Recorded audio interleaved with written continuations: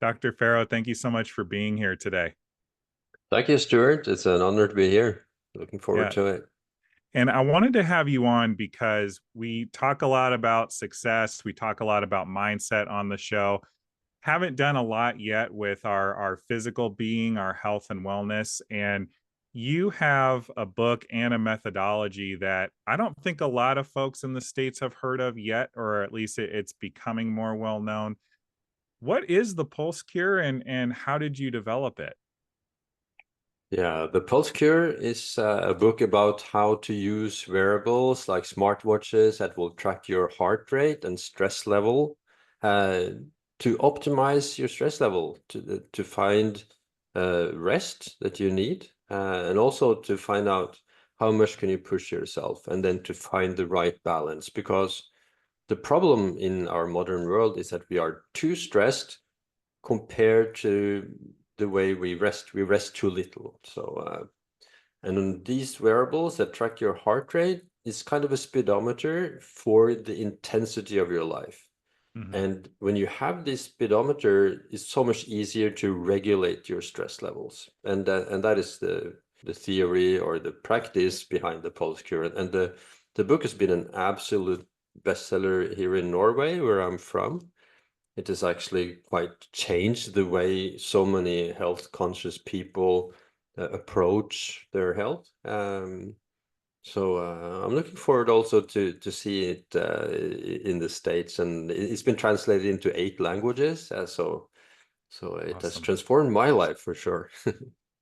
Yeah, no, absolutely. And let's dive in a bit deeper. I mean, we have a lot of stress in our society as you noted. Like we have our, our jobs, our careers, our families, like we get to exercise at some point.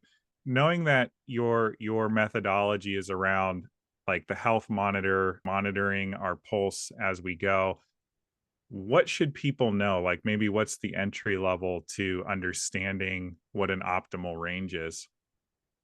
Yeah, they should know that the most important thing is not the heart rate in itself, but a metric called heart rate variability, the Okay. variation between heartbeats. So that is the important thing, because that can show you whether you are in the parasympathetic restful mode or in the sympathetic stressful mode. And Hmm. then we have to explain a little bit about the basis of our nervous system, which is the autonomic nervous system, the system that we share with all vertebrates, mammals, like 100 million years old system, um, the on and off system in our body. So when we are on in the active mode, the mobilized mode, the survival mode, that Hmm. has kept us running away from predators and hunting ourselves. That is the sympathetic mode, the stressful mode. And we are made to be in that mode 2 or 3 hours a day. And the rest of the day to be in a restful mode. And when we are in the restful mode, then the heart rate will behave differently. Hmm. When we are in the restful mode, then when we breathe in, the heart rate goes up a little bit as there's more oxygen in the lungs. And when we breathe out, the heart rate goes down a little bit, just a little bit measured in milliseconds. But this allows the smartwatches and Aura rings and all the different devices to see that we are in the parasympathetic restful mode. And of course, there's a sliding scale from deep rest and until full stress levels. Sure. Sure. And these wearables will keep track of it while you are living your life. And they can, through artificial intelligence, can tell you whether your stress balance is sustainable or not. And for so Hmm. many people, of course, it's not sustainable. Hmm. And part of the reason is that a lot of the stress comes from surprising sources, like food, like too little sleep, like alcohol, like so many parts of the menstrual cycle for women is stressful.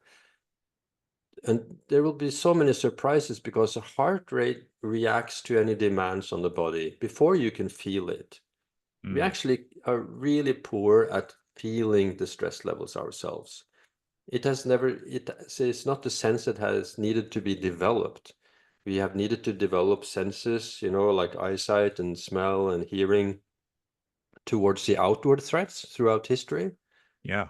But it's only now the latest years that it's our own stress level that is the threat to our existence and creating diseases. So we don't really feel this ourselves, but the heart will obviously, at least when there is a demand on it, it will show it in the heart rate.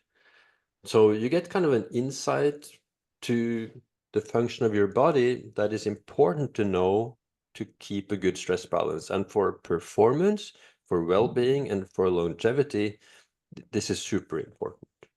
Yeah. No, absolutely. And you mentioned something really interesting, and I've talked a lot, my guests have talked a lot about the mindset around stress on this show, but we're talking about the physiology today, which I think is really important. You mentioned that our fight or flight, that part of our body, the sympathetic, is, you know, the hunter gatherer phase. It's from when we needed to run from the saber-toothed tiger, so to speak, or hunt and find our next meal.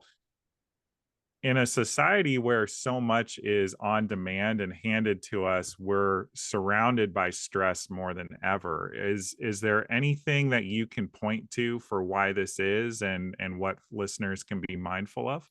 Yeah, it's in general, it is a fast-paced society. You know, Mhm. we have stressful jobs. Many people have a stressful family life, you know. Even in the normal life, it doesn't have to be extra stressful. The kids have to go to school, they have some activities in their leisure time. Um, well, the hours of the day is packed with activities. And on top of that, many have extra stressful jobs. And of course, then they can also eat food that we're not created for, you know, junk Mhm. food, ultra processed food. Many people would relax with a couple of drinks in the evening, thinking that it would calm them down when they get the wearables. So they see that's the worst stressor of all. Um, so and we often think that we're kind of like machines. We can just go on and push ourselves, even all the way into a burnout situation. That is, I think the numbers are saying that more or less half of the American employees and leaders will be on the verge of burnout, have symptoms like brain fog, tiredness, problems concentrating, and all of this. And that is because of that this stress level is not sustainable, and not Mhm. also because they are not good at resting. And we need to rest a lot more than we would think. Uh, and also, in addition to this, if you are not fit, if you haven't spending some time in the gym or working out, then your physiological capacity is not good. So Mm. that daily life will tax you more than if you had a good fitness level, being able to run, you know, to go hiking in the mountains and such things. So it's kind of a big picture. There are so many different factors that will come together to stress us, and there's also many factors that can help us to get a better stress balance. And the good thing is that by watching the heart rate variability, we can keep track of it. We can see Mhm. it. And as I said, the artificial intelligence in these systems, in these apps that you will have for the wearables, can tell you how you're doing. They will compare numbers from millions of users and your data throughout the day and night, and can give you an estimate of how you're doing, what you need to do to get a better stress balance.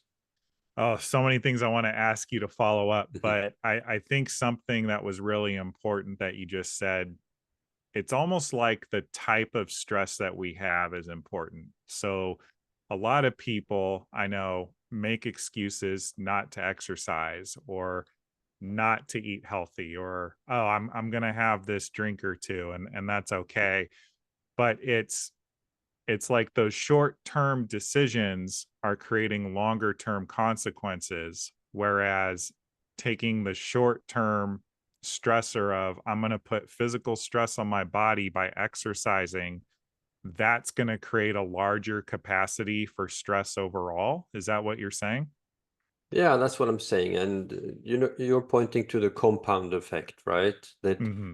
small, smart things, seemingly unimportant, but when you put them day after day, you will have the compound effect, the snowball effect that will lead to you getting better. And in the Hmm. same way, small, not so smart things, comfortable things to do every day will lead to the deterioration of your function, you know, and suddenly you found yourself that in a breakdown situation.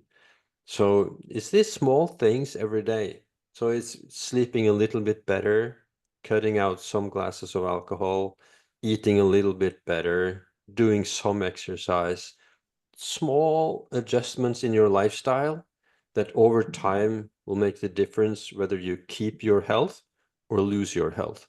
Sure. And for performance, of course, health is the basis of performance. If you don't have your health, if you don't have a balanced stress, you're not able to perform at your best. Your intellectual human brain is not working well if your, so to speak, reptilian brain is not working properly. I mean, I know for myself, I am not getting the job done with my personal care, with my personal health when I'm cranky, I'm irritable, I have a much shorter temper with my family or folks at work. And I think that to your point, we're not great at telling when our bodies are stressed, but I think that's a really clear external measure that folks can look at themselves. Just out of curiosity, since this is your method and something you've developed, what does your personal care routine look like these days? That would be to make sure that I get enough sleep, to get Okay. those 8 hours of sleep, 7 to 8 hours of sleep, probably 1 hour more than I used to get. That is to have a restricted feeding window so that I eat all the food within maybe an 8 hour time frame, also called intermittent fasting.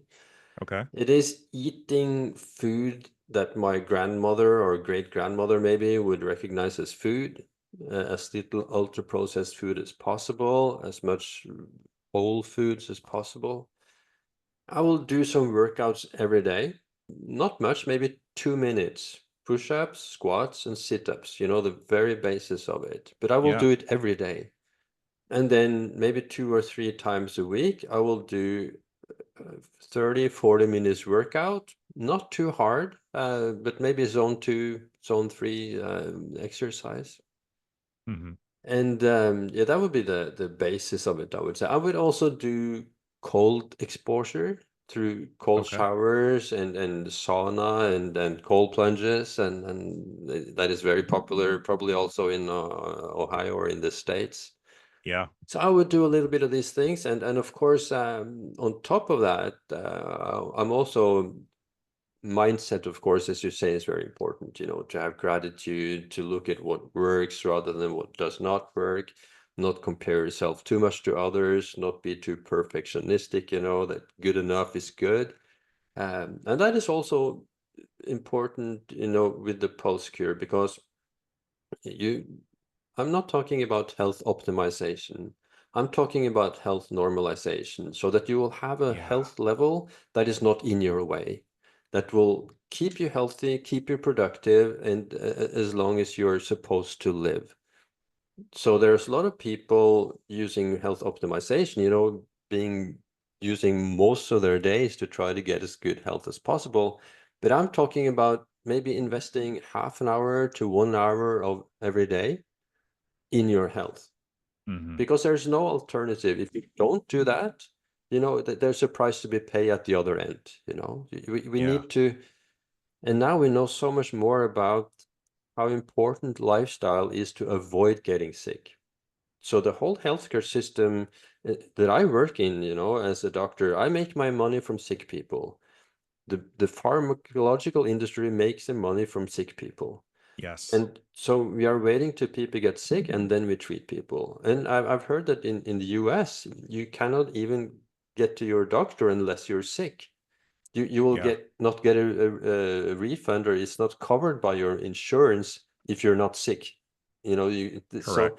so so this is a way to make sure that you have a health level that will not end up or minimize the chances of you getting sick from all these different lifestyle diseases, because now we know that most of the modern day diseases like heart disease, cancer, dementia, Parkinson, autoimmune diseases, you know, the whole range basically has its base in too much stress, leading to a chronic low-grade inflammation. And this Yeah. low-grade inflammation will affect all the organs, including the brain, and give you all this trouble. But using the strategies in the pulse cure coupled with using wearables to track it in real time and throughout the days and years, that is a way to avoid getting sick. So Yeah. yeah. Absolutely. Well, practically speaking, for the folks listening to this who maybe are already tracking their pulse, maybe they are wearing some type of health device, what are some of those numbers that folks should be looking for? I know you said it was a variable sliding scale, but what are some of Mm. those ranges people should be looking for? Yeah, they should mainly be looking at their heart rate variability at nighttime. And they should compare themselves only to their own number, because the number of the heart rate variability that for me, for example, can vary. After New York Marathon, I was at an all-time low in the heart rate variability the night after. It was 24 milliseconds. I could get probably, if I go out drinking, you know, 4 glasses of wine, I would probably get somewhere around that as well. But in my best days, like I had this week, I'm working in the coast of Norway, a very quiet island where I'm on call Hmm. 24 hours. There's not so much other things to do than to be on call. Then I have like 60 in heart rate variability. So I could vary then from 25 to 60. But that is my individual baseline. And for Hmm. another person with exactly the same objective health, they could have a variation between, say, 20 and 40, or Hmm. even from 60 to 100, you know. So there's a 50% genetic variation to these heart rate variability. So you have to look at your own number, and you have to look at what your wearable will tell you that is your baseline. So they will give you the answer to whether you are stressed or calm. So they will give you the interpretation, the estimate of how your stress level is. So that is important, because so many people compare their heart rate variability to their next person, which is Yeah. not really useful. On a population basis, the lower your heart rate variability as a measurement of that you are under stress, the lower the heart rate variability, the more disease of any Yeah. kind. And you can Google this, you can Google heart rate variability and cancer and heart disease and whatever disease you're interested in, and you will see that there are correlations here. So, but on an individual basis, you cannot necessarily say that one with a heart rate variability of 25 has a worse health than one at 50. So they could have exactly the same objective health level. Yeah. Yeah. And just to double down on this a bit further, should folks be consulting their doctors, their physicians about what a healthy range is for them? They could, if their doctor have knowledge about this. Few Hmm. doctors have. In Norway now, after 2 years of success with this book, more and more doctors know about this. They have their watches themselves, so they understand it. Most doctors are probably still in the US. They would not understand this. I'm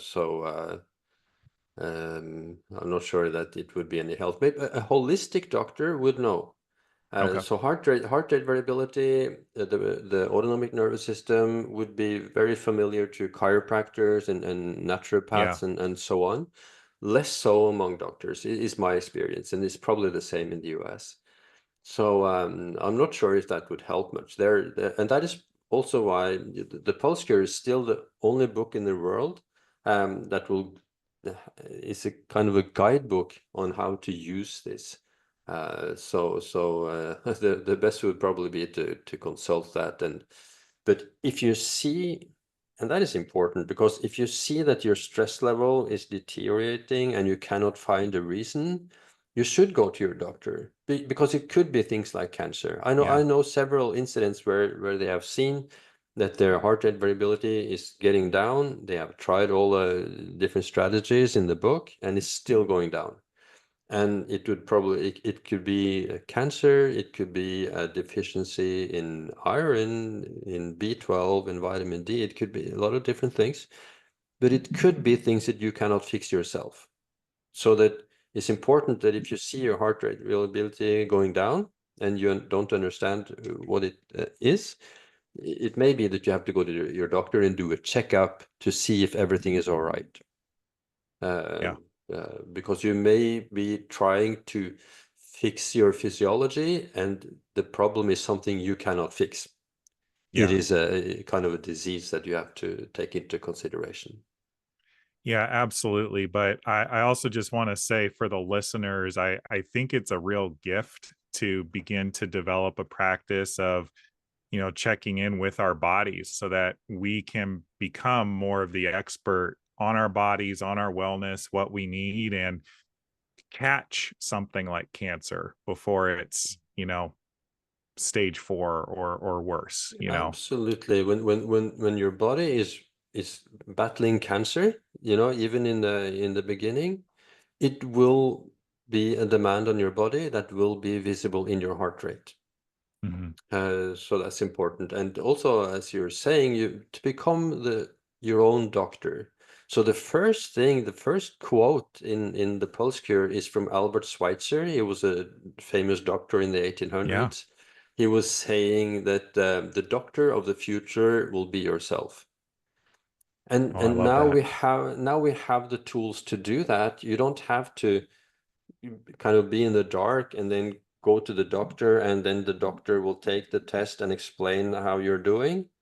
Now you have the ability and possibility to get this yourself. Mhm. You can put the power of your health into your own hands, literally. Take it from the healthcare system and the doctors, and you become in charge. And measuring your heart rate variability is one of the possibilities, but also you can also have a continuous glucose monitor, a CGM, so you can monitor your blood sugar, which is also super important because Yeah. getting into having diabetes is not only a problem with your blood sugar, it is kind of a metric, a disease that will lead to so many other diseases that is kind of correlated to so many other diseases that you Yeah. do not want, like dementia and so on. So keeping track of these two things and having them in a healthy balance, that will minimize your chances of getting sick. Yeah. No, absolutely. And it goes beyond like just our diet, just making the healthy choices. It is lowering that sympathetic stress and moving more into the parasympathetic. And I'm really excited that we're talking today about the Pulse Cure and what's possible, because I haven't shared this with you yet. I know the listeners have heard this many times, but I was in a very successful job. I worked in professional baseball for the New York Yankees, and it's the type of role where you're working 100 hours a week every single week, and it's very demanding. And I had no concept of any of this, no concept of personal health. I consumed a lot of alcohol. I was definitely not getting enough sleep, and I ended up in the hospital for Mm, about a week, and impacted it really impacted most of my 20s, quite honestly, just like the health mm, issues that were created. And knowing what I know now, almost a decade removed, it was fully preventable had I had a grasp of what I'm doing, the choices I make actually have a direct impact on not only my health, but just my quality of life and my ability to enjoy what I'm up to. And, I don't know that I would have continued to have a successful career in professional baseball, but I certainly wouldn't have had the catastrophic end to that chapter of my life that I had. And, I'm sure the listeners can all think of at least somebody in their lives, if not themselves, who are going through challenging times mentally, physically, emotionally. And how often are they things that we can control through our diet, through exercise, through choosing the right types of stress that actually create longevity, like you're describing here?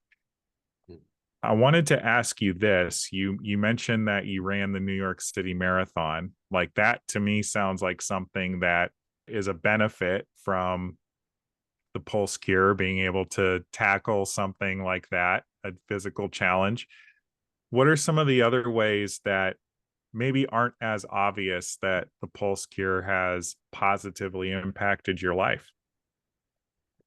Yeah, I have lost 40 pounds. Wow. So cutting down on alcohol, restricting the feeding window, doing a bit more exercise, sleeping better, all these things also do that you lose weight. So that is something that a lot of people tell me, that once they started quite fast, they were also losing weight because of the healthier lifestyle. So, and of course, being able to having a better physical capacity to do things like run the New York Marathon. I'm not running fast, but that I could do it. Yeah. That has been so useful, and I feel happier. I feel I have more energy than I had 10 years ago. So there's so many upsides to it. And regarding your story there, that you would have seen from your wearable that this is not going in a good direction. You would have alarm signals blinking for months before you ended up in the Yeah. hospital, telling you that this will happen if you continue like this. And what is important is to find out, okay, there will be some things that is not under your control. Okay, so if you have this Hmm. important job for the Yankees, the working hours, the intensity of it, it may be outside of your control. But then it's so important to understand what is within your control. And that would be the alcohol, that would be the diet, that would be sleep a little bit better when you can. Maybe take 3 days off when you see that, okay, I'm pushing the limits here. So even families with small kids, with trouble, would benefit from seeing what can they control out of all the different factors. And that may have made it possible for you to keep the job. If you hadn't been Hmm. leaking energy from unknown sources. Because that is what it's about, that once you start tracking your heart rate variability, you'll see that you're leaking energy from it's like your faucet is running somewhere in your house, and Yeah. you don't know. And suddenly you get to see that, okay, let's close down this faucet here, and stop the water just running uselessly out here. So that is the important thing also for me, so that keeps me, because the worst thing for your stress level, that is becoming a best-selling author, I can tell you, it's been like being inside a tornado for the last 2 years, since the book came Mm-hmm. out in Norway 2 years ago. It came out in the US less than half year ago. And then I really have to concentrate on what I can do, but to keep the track of the stress levels. So you mentioned something I think is also really important.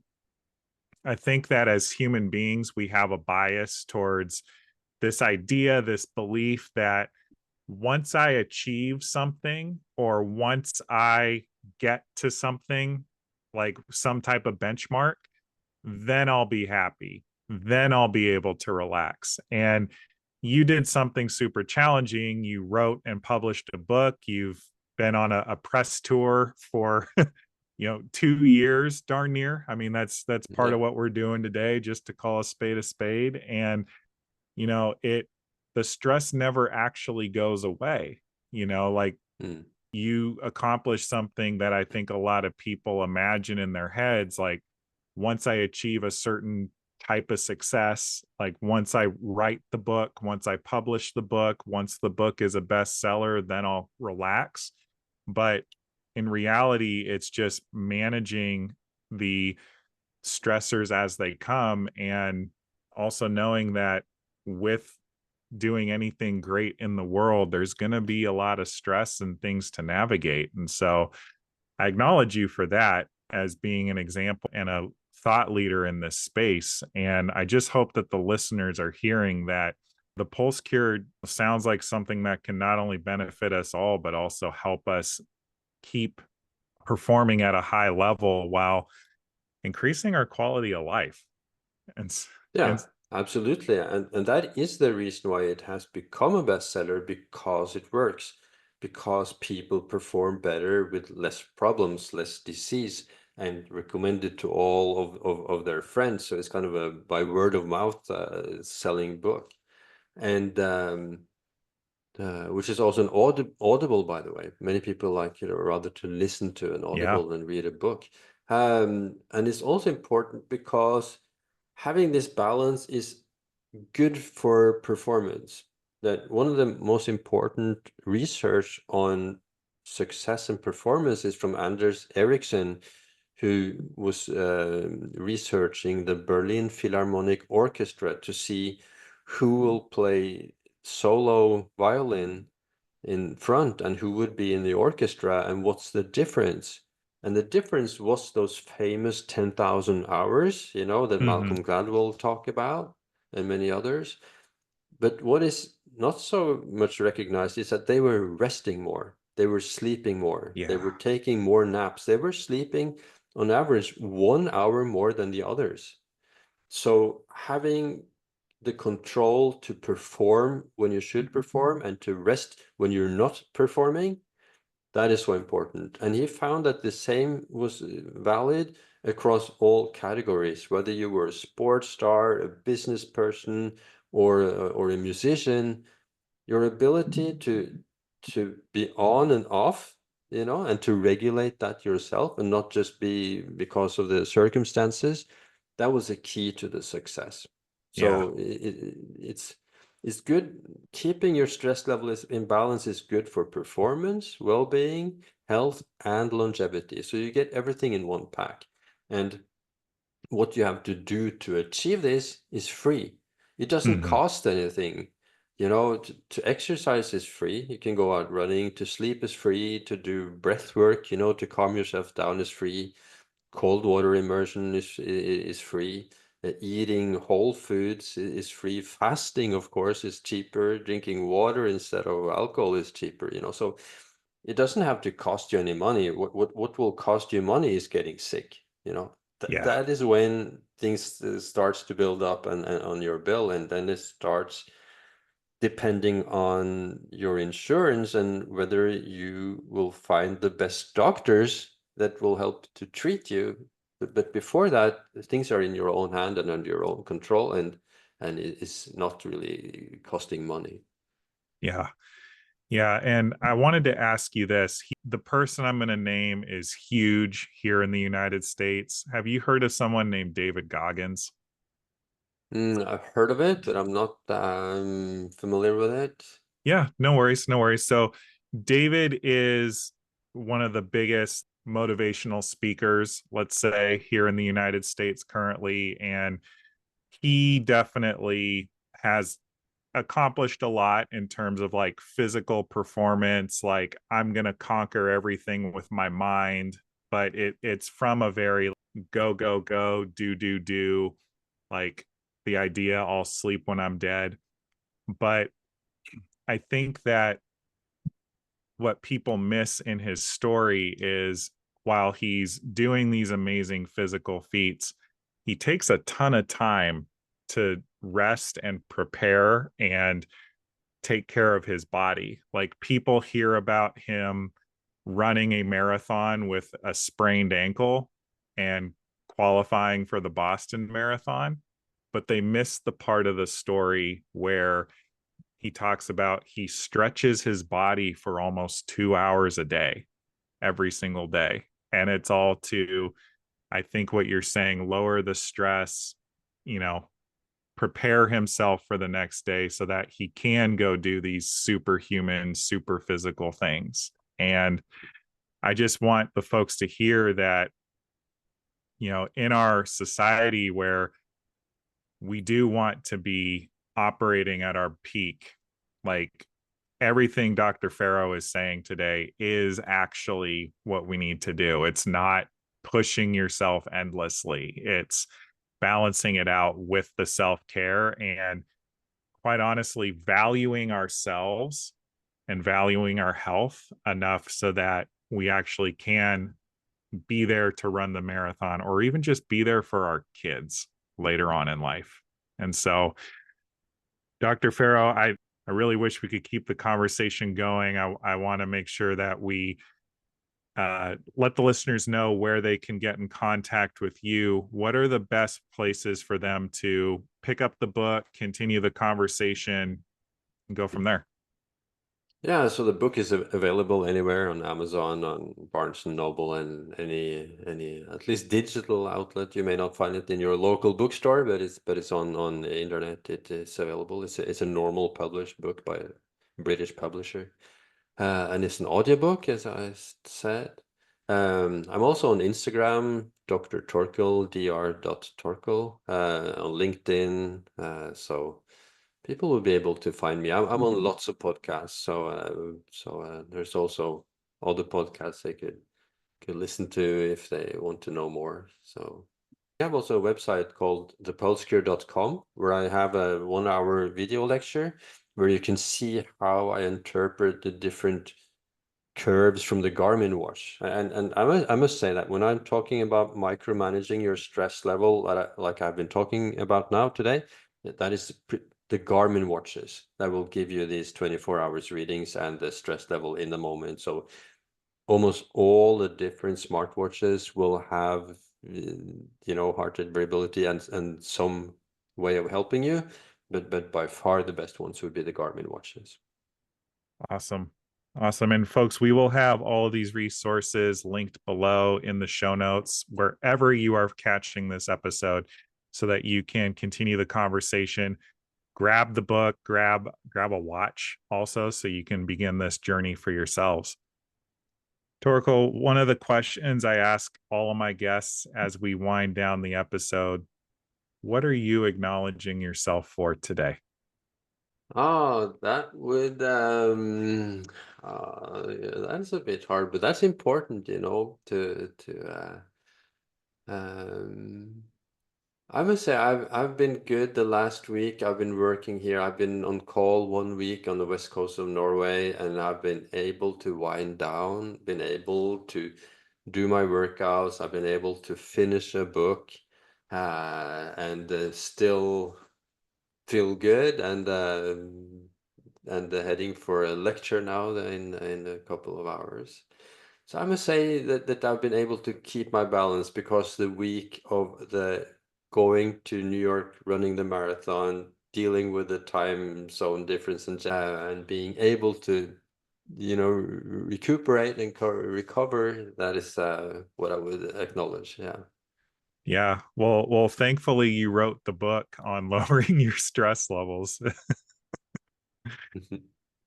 Dr. Torkil, thank you so much for being here today. And folks, this has been another episode of Your Inside Track to Success. We will catch you next week with another amazing guest or message. We'll see you then.